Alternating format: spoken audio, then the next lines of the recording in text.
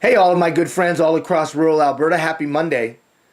What are we doing this week? We're talking about tapping into the collective intelligence.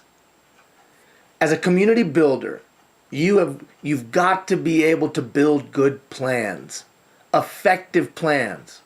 You see, the problems of today are too multifaceted, too complex, and too challenging for any one person to come up with the bright idea, to come up with a good plan.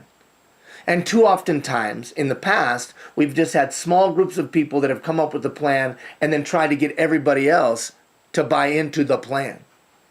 Instead, I would suggest that the planning process can be a tremendous way to gain buy-in, a tremendous way to build self-reliance and self-determination amongst stakeholders. And when we tap into stakeholders, when we tap into the collective intelligence, the plans are usually more effective, and they sustain longer, and they have greater impact. And you know what's funny? All of that combines to people taking greater ownership, kind of like catalyst for responsibility, right? Like we talked about. So how do we do that? Well, if you recall, just a few weeks ago, I posted a supplemental video on gathering thoughts, ideas, and concerns. That was a system to bring out ideas within an organization or a group, thoughts within an organization or a group, or concerns. And then I gave you a process of what to do with them. Now I'm going to give you a way to tap into the collective intelligence that might be in the room in those meetings. I think this is such an important topic that we're going to actually provide you this video and then an email on Wednesday and an email on Thursday, email on Friday. Everything from how do you set up the room to what questions do you ask and so on. So tapping into the collective intelligence, what does it mean?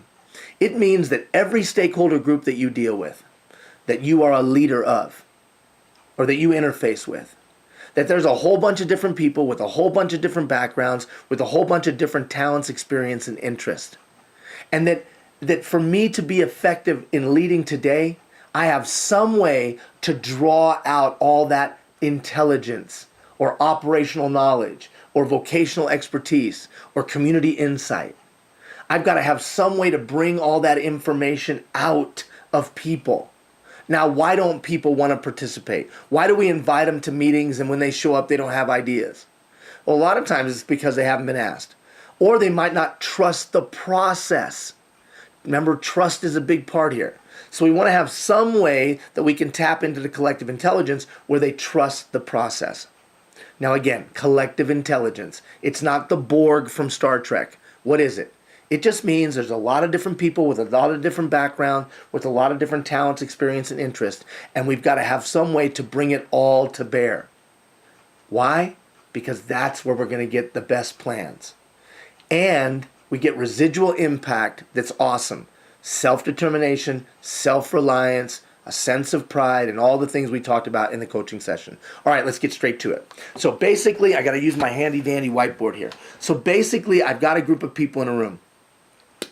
And some of you, as I start this, will say, oh, this is kind of like brainstorming. But you got to listen to the nuances that take it to the next level. So the first thing we have to do with the group, and I would do it like this. I'd say, hey, everybody, thanks for being here. We've got to solve blank problem, or we've got to come up with an idea for blank. So we're gonna agree upon the objective of the dialogue, clearly defined objective. So we're gonna clearly define what it is we're trying to solve. Then what are we gonna do once it's mutually agreed upon? Then we're gonna agree on a time limit. Next 20 minutes, we're just gonna throw out ideas. For the next 20 minutes, we're just gonna throw out ideas. We're not gonna analyze the ideas. We're not going to pick apart the ideas. Every idea is going up on the board. Every idea for action and so on. Okay? And then we just start throwing out ideas and throwing out ideas and throwing out ideas and throwing out ideas and throwing out ideas and throwing out ideas. And then we come to the end of the 20 minutes. Now, typically what we would do next in most brainstorming, the next thing that we would probably do is start to pick them apart. That won't work, and this won't work, and so on and so forth. And what happens is we start hammering people's ideas. And you know what? That's one of the reasons why people don't want to give their ideas. because they're afraid that their idea will be picked apart. And oftentimes, people pick apart other people's ideas, and it has nothing to do with the idea itself. It has to do with who said the idea. So this is an important piece. The next step is to combine and refine. Combine and refine. So we're going to combine the like-minded ideas or the similar ideas. We're going to combine them. Why? Because we depersonalize the idea. It is no longer any one person's idea. We combine and refine before we assess and analyze. That's an important key in building trust.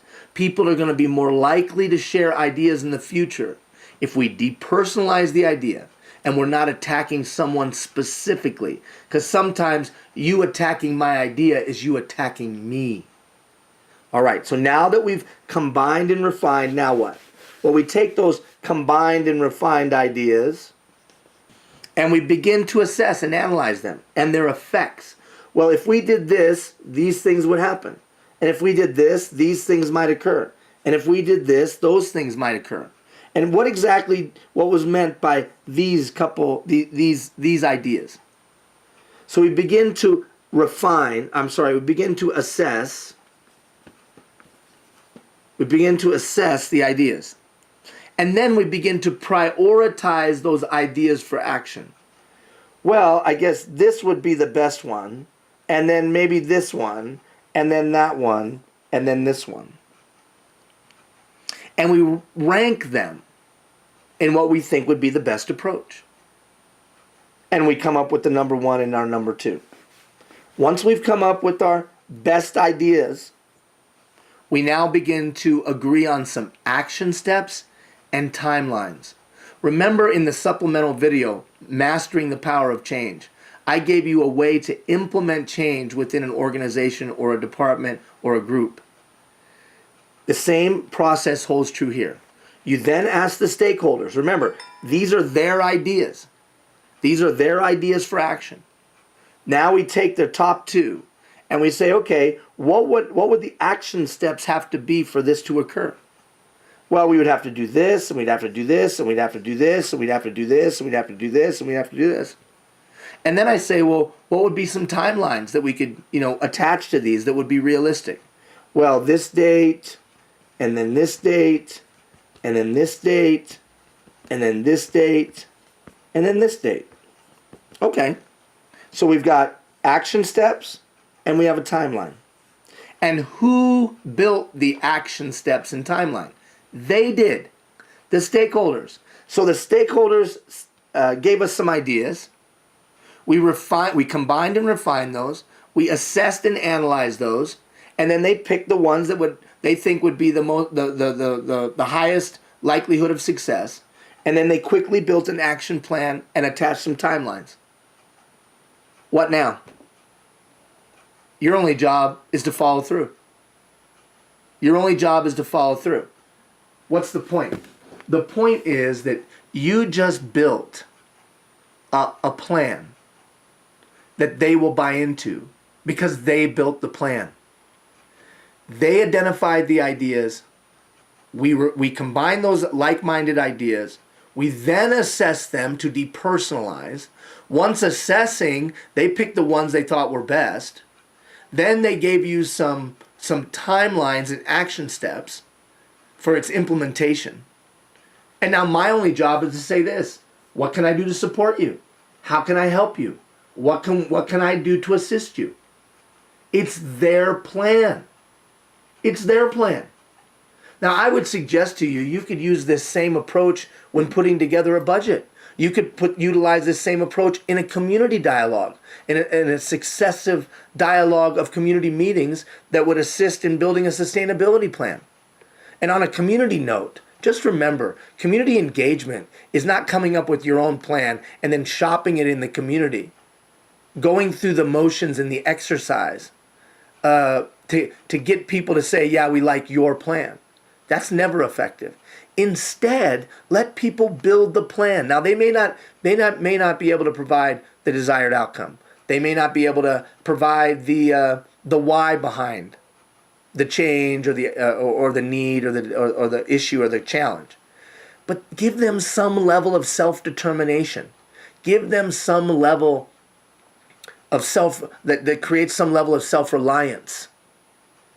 In the engagement approach to planning, the significant impact beyond just good plans is immeasurable, in my opinion.